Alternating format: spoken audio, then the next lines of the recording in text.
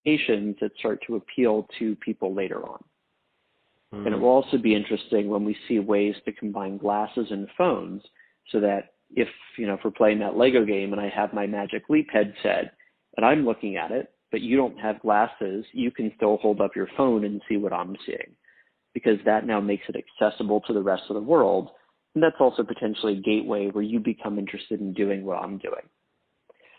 On the entertainment front, so looking away from games, the very simple promise of it, especially with the headset, is the idea that you could replace a screen.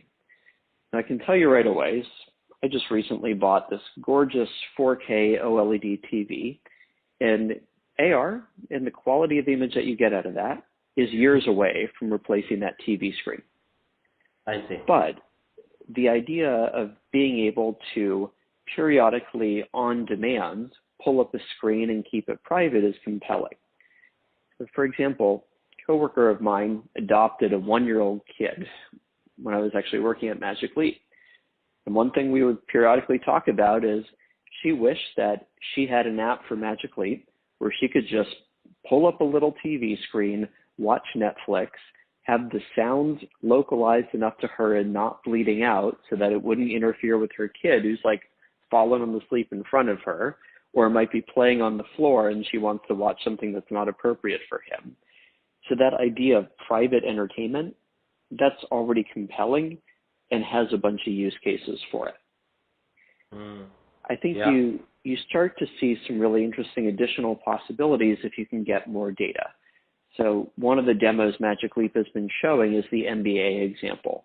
It's great just to have the video, but if someone was able to do 3D capture at the stadium and you had enough bandwidth, wouldn't it be cool if you could see up close and personal inserts and replays of certain bits of action right on the table in front of you? Or if you wanted extra views, like you want to see the court or the field, know what's going on and where people are, you could have that extra information presented in 3D on the table when you're still watching whatever on the TV. And that could even be a mixed medium experience where you're watching the regular game on your crazy high-end TV and your friends are watching that too, but then you're able to see the extra bits on the table. It's also a use case where you probably don't need a headset because you're not looking at it all the time. It's just a periodic thing. And it'd be a little bit awkward if you're watching a game with some friends and you're wearing a headset and nobody else is. Right. So with the entertainment adoption, my suspicion is that we're going to see some really unique and innovative things designed for headsets the next couple years, but it's definitely going to stay more niche.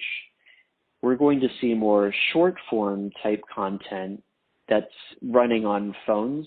And I think that's stuff that actually will really start seeing wide adoption and have a lot of possibilities and start teaching people what's possible with AR. And the really interesting moment is when you start to see the intersection of the two. And I could see that being a transition point where more and more people start wanting the headsets so they can have these experiences longer and more comfortably and start really doing some unique things. I see. So essentially, my understanding right now is that although we're sort of like looking at this timeline from a B2B to a B2C eventually perspective, there actually might be an alternative way to look at this, which is that essentially even from a B2C perspective in the short term, there is quite a lot to be gained and value add from AR. Specifically in the fields of, for example, gaming and entertainment. As you mentioned, Magic Leap seems to be focusing about, like 40% of its, eventual efforts into this field. And within this, we sort of divide into entertainment and gaming. And entertainment, we're talking about NBA type of entertainment, perhaps like maybe like a live concert, right, or something like that. And then and here we're talking but a little bit more mobile, in the short term, because you don't really need to see a lot of augmented stuff all the time. And, it's a little bit of a weird experience where